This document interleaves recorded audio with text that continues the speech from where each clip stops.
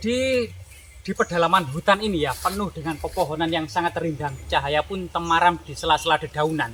Kita akan menapak tilasi sebuah cerita legenda atau cerita rakyat ya. Ini yang berhubungan dengan petilasan Empu Barada, tokoh sakti di abad ke-11 yang bisa terbang. Jadi ada beberapa sumber ya mengenai cerita Empu Barada. Sebagian menganggap sebuah legenda semata, misalnya bersumber pada serat Calon Arang. Namun ternyata di prasasti Mahaaksobya yang saat ini bernama Arca Joko Dolok yang dipindahkan di Taman Apsari Surabaya, yang dulunya diambil dari Mojokerto ya, Bejijong, itu juga berkisah tentang pembelahan kerajaan Airlangga untuk kemudian kedua putranya, yaitu Mapanji Garasakan dan Samara Wijaya dari kerajaan Kadiri ya. Dan Mapanji Garasakan ini diduga kerajaannya bernama Kahuripan. Jadi dibelah di atas sungai dengan terbang di atas langit. Empu Barada ini membawa kendi, mengucurkan air dari langit inilah untuk membelah secara magis dari sebuah kerajaan antara Panjalu dan Jenggala, antara Daha dan Kahuripan. Ini sebuah cerita yang ada di dalam cerita Arca dari prasasti Mahaaksobya. Kemudian ternyata di yang lainnya adalah dalam negara Kertagama. Ini ternyata muncul gitu ya keberadaan cerita Empu Barada. Sehingga kemudian Empu Barada, tokoh sakti penasehat Raja Airlangga di abad ke-11 ini ternyata memang historis. Jadi kita coba akan menelusuri di atas dan di puncak Bukit Semar inilah kemudian keberadaan dari petilasan Empu Barada.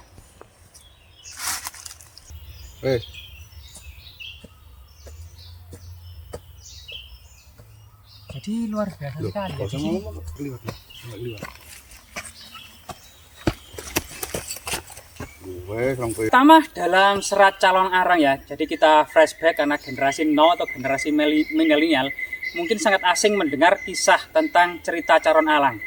Jadi pada waktu itu Airlangga bertempat dan berkedudukan di Istana Daha Kadiri gitu ya. Ternyata seluruh kota Daha terkena wabah pagebluk gitu ya. Jadi banyak masyarakat yang paginya sakit, sorenya mati, dan sorenya sakit, paginya mati. Dan itu terus berlangsung. Sehingga kemudian menimbulkan keresahan di Istana Airlangga, termasuk mengutus Empu Barada untuk menyelidikinya. Kemudian diselidikinya, ternyata semua ini adalah ulah dari janda Calon Arang ya. Waktu itu di malam hari janda Calon Arang ini melakukan ritual tarian-tarian magis gitu ya. Tarian-tarian magis ini sebenarnya ternyata janda Calon Arang ini setelah melakukan tarian-tarian magis berkeliling ke seluruh desa, berkeliling ke seluruh kota, ke jalan-jalan, ke gang-gang sambil tetabuhan bersama murid-muridnya. Ini kemudian diduga asal usul kemudian terjadinya wabah yang ada di kota Daha. Sehingga kemudian Empu Barada mengusutnya. Kenapa janda Calon Arang itu melakukan itu? Ternyata usut punya usut. Dia punya putri yang sangat cantik, tidak seorang pun, tidak ada laki-laki manapun yang mau menikahi putrinya karena ibunya dianggap melakukan ajaran-ajaran yang sangat menyeramkan. Nah gitu ya. Sehingga kemudian Empu Barada mengutus muridnya yang bernama Empu Bahula untuk menikahi putri dari Calon Arang. Setelah kemudian menikah, kemudian Empu Bahula ini suruh Empu Barada untuk menyelidiki kenapa Calon Arang itu seorang janda tua ini tidak mempan dengan berbagai macam senjata atau kebal dengan senjata apapun, termasuk kesaktian Empu Barada tidak sanggup untuk menghadapi ilmu Calon Arang. Akhirnya kemudian Empu Barada karena dicintai oleh istrinya menceritakan yaitu rahasia yang dimiliki oleh ibunya Calon Arang. Akhirnya kemudian di waktu malam mengambil sebuah kitab yang disembunyikan oleh Calon Arang. Kemudian kitab tersebut dikasihkan kepada Empu Bahula suaminya. Empu Bahula mengasihkan kepada gurunya yaitu Empu Barada. Sehingga kemudian Empu Barada mengetahui rahasia ilmu Calon Arang. Akhirnya Empu Barada datang ke Calon Arang untuk menantang Calon Arang ya. Untuk menuntut agar bertobat dan mengakhiri semua kejahatannya. Namun Calon Arang tidak mau. Akhirnya terjadilah adu kesaktian antara Empu Barada dan Calon Arang. Calon Arang pun kalah karena Empu Barada mengetahui kelemahan dari Calon Arang. Tetapi setelah Calon Arang kalah, Empu Barada menghidupkan kembali. agar kemudian calon arang ini bertobat. Ternyata calon arang akhirnya setelah dihidupkan kembali itu bertobat, menyesali seluruh perbuatannya, dan akhirnya kemudian Empu Bharata menghukumnya lagi setelah bertobat. Jadi kisah ini merupakan kisah dari cerita calon arang ya, di berlatar belakang kerajaan Kadiri.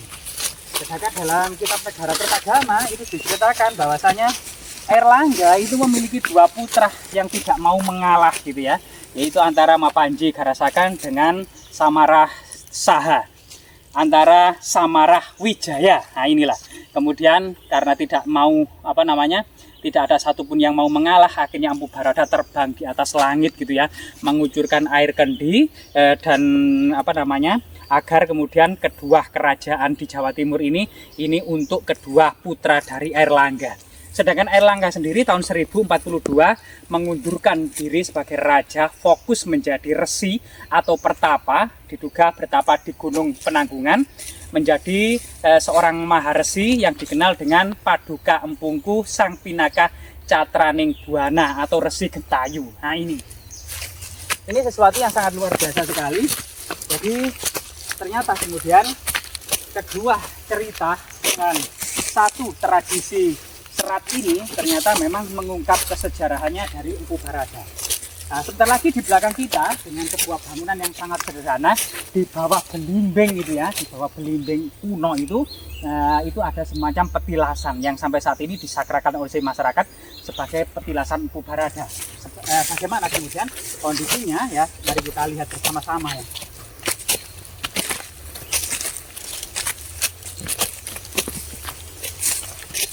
Ternyata tidak hanya di Jawa Timur teman-teman kisah Empu Bharata ini. Di Pulau Bali itu Empu Bharata ternyata juga memiliki kisah bahwasanya ternyata suami dari calon arang tidak lain dan tidak bukan adalah Empu Kuturan, seorang pendeta Mahayana, meninggalkan istrinya karena istrinya penganut Bhairawa. Jadi yang waktu itu masyarakat takut dengan ajaran istrinya sehingga cerai dengan istrinya. Empu Kuturan kemudian meninggalkan Empu Bharata adiknya di Jawa Timur untuk mendampingi Raja Airlangga. Sedangkan Empu Kuturan sendiri ini kemudian pergi ke Pulau Bali untuk menyelesaikan persatuan ya, atau untuk menyelesaikan berbagai macam pertentangan agama yang ada di Pulau Bali. Sehingga waktu itu di Pulau Bali Empu Kuturan itu membangun sebuah pura yang tidak hanya untuk para penganut Waisnawa, tidak hanya untuk penganut Buddha, dan tidak hanya untuk penganut Siwa, melainkan membuat sebuah pura untuk penganut seluruh agama, baik Wisnu, Siwa maupun Buddha. Jadi ini luar biasa sekali prestasi Empu Kuturan di Pulau Bali, menyatukan berbagai macam sekte yang ada di Pulau Bali. Jadi saat ini coba kita memasuki petilasan Empu Bharata, sebuah seperti makam bentuknya ya. Nisannya terbuat dari balok-balok batu candi, dan makamnya ini sangat besar dan sangat tinggi sebagaimana makam-makam kuno pada umumnya, tepat di bawah pohon belimbing raksasa. Nah, coba kita berziarah terlebih dahulu ya. Rahayu, rahayu, rahayu, rahayu, rahayu, rahayu.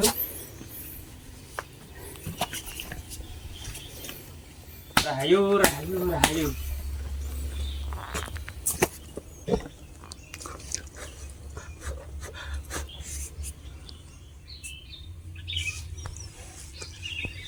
Jadi luar biasa sekali.